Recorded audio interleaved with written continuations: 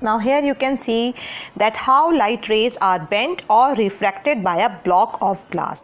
यानी इसमें इस वक्त एक शीशे का मोटा ग्लास का पीस है जिसमें से लाइट को क्रॉस करना है, ठीक है। तो इनिशियली अगर ऊपर की तरफ आप सबसे देखें तो that is called as a angle of incidence. जब वो स्ट्राइक करती है, अच्छा, उस वक्त उसका मीडियम क्या है? एयर, हवा से वो क्रॉस करके आ रही है लाइट। अब हमारे पास जो है वो ग्लास का पीस है, यानी उसका मीडियम चेंज हो गया, जिसकी वजह से अब आप देखें कि उसका एंगल ऑफ रिफ्रैक्शन भी चेंज हो गया है। एंगल ऑफ इंसिडेंस कुछ और था और जब लाइट ने किसी और सरफेस के साथ स्ट्राइक किया तो उसका रिफ्रैक्टेड रे, यानी जो स्ट्राइक करने के बाद जो उसकी ट्रैवलिंग होगी उसके स्पीड और डायरेक्शन में डिफरेंस आ जाएगा, that is called as a refracted ray. और जब वो लाइट जो है वो जो लाइट का रे हमें बाहर आता हुआ नज़र आएगा, that is called as an emergent रे।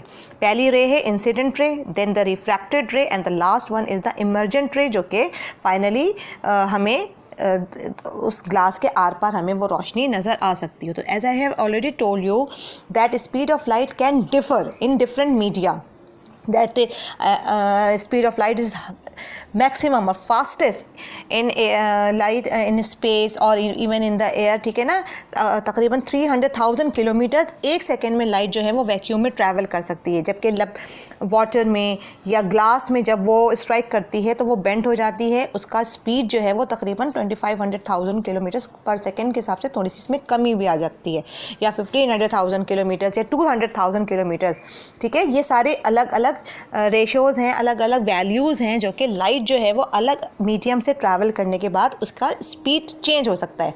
फास्टेस्ट जो थी वो 300,000 किलोमीटर्स पर सेकेंड जो थी, जो वो स्पेस में ट्रैवल कर रही थी, that is called as a refractive index, ठीक है। क्योंकि हर because all materials bend light to the some extent, हर एक चीज़ के अंदर से एक ही जैसे एक्सटेंट में लाइट जो है वो ट्रैवल नहीं करती। Some materials refract light more than others, ठीक है। यानी हर चीज़ का रिफ्रैक्टिव इंडेक्स इस वजह से चेंज हो सकता है क्योंकि तमाम चीज़ों में लाइट बिल्कुल सेम एंगल्स या सेम स्पीड या सेम डायरेक्शन के साथ ट्रैवल नहीं करती, बल्कि अलग अलग चीज़ों में उसकी डायरेक्शन या स्पीड जो है वो चेंज हो जाती है। That is called as a refractive index, जिसमें आप यहाँ पर देख सकते हैं कि रिफ्रैक्टिव इंडेक्स का जो बेसिक फार्मूला जो एक प्रिसाइज कर दिया गया है, जो फार्मूला दे दिया गया है, that is called as a refractive index is equal to speed of light in a vacuum and speed of light in any other material. अच्छा, लाइट मैंने अभी आपको जो लास्ट प्रीवियस वाली एग्जांपल दी थी, ब्लॉक ऑफ ग्लास, ये एक सोडा लाइन ग्लास है, एक स्टैंडर्ड ग्लास है जिसकी रिफ्रैक्टिव इंडेक्स मालूम कर ली गई है एंड इट इज़ 1.5। ये एक मैथमेटिकल वैल्यू है जो कि साइंटिस्ट जो हैं, साइंटिस्ट बहुत सारी वैल्यूज़ जो हैं वो स्टैंडर्ड जो है वो डेवलप करते हैं, बहुत सारे खुद प्रोसेस से गुजरते हैं, एक्सपेरिमेंट्स करते हैं, कैलकुलेशंस करते हैं और ऑन दैट बेसिस वो अपनी एक पर्टिकुलर मैथमेटिकल एक्सप्रेशन जो है वो एनालाइज कर देते हैं, ठीक है, जो स्टैंडर्ड हो जाती है, जो फिक्स हो जाती है। मिसाल के तौर पर अगर आपके पास एक मेजरिंग टेप है तो आप देखते हैं ना उसमें सेंटीमीटर्स की बाकायदा या इंचेस की जो है वो एक बाकायदा तौर से एक्यूरेसी के साथ उसकी स्टैंडर्ड काउंटिंग की गई है। तो ये चीज़ें क्या है, स्टैंडर्ड बना दी गई होती हैं। अब हम बार बार अपनी मर्ज़ी से कोई नया सेंटीमीटर स्केल या इंचेस का नया टेप जो है वो नहीं लेते, बल्कि जो एक नॉर्मल स्टैंडर्ड पूरा वर्ल्ड वाइड जो चीज़ डिस्कवर हो चुकी है वो चीज़ जो है वो पूरी दुनिया में मानी जाती है। तो सोडा लाइन ग्लास जो है उसका रिफ्रैक्टिव इंडेक्स जो है वो एक स्टैंडर्ड मान लिया गया है, दैट इज़ 1.5। अच्छा, speed of light in a vacuum भी मैंने आपको बता दिया, वो भी मालूम कर लिया गया है, ठीक है। वो कितना है, 300,000 किलोमीटर्स पर सेकेंड, यानी लाइट जो है वो एक सेकेंड के अंदर 300,000 किलोमीटर्स जो है वो ट्रैवल करती है इतनी स्पीड के साथ। अब अगर किसी और मटेरियल का रिफ्रैक्टिव इंडेक्स मालूम करना है तो आपने जैसे मैथ्स में किया है ना कि जो चीज़ें आपको मालूम होती हैं वो आप एज इट इज़ छोड़ देते हैं, और जिसकी जो वैल्यू होती है, जैसे एक्स की वैल्यू मालूम है, वाई की वैल्यू मालूम है, तो वाई की जगह वाई की वैल्यू, एक्स की जगह एक्स की वैल्यू लिख दी, और जेड अगर आपको नहीं मालूम तो उसको आप वहीं छोड़ते हैं और फिर फॉर्मूला लगाते हैं।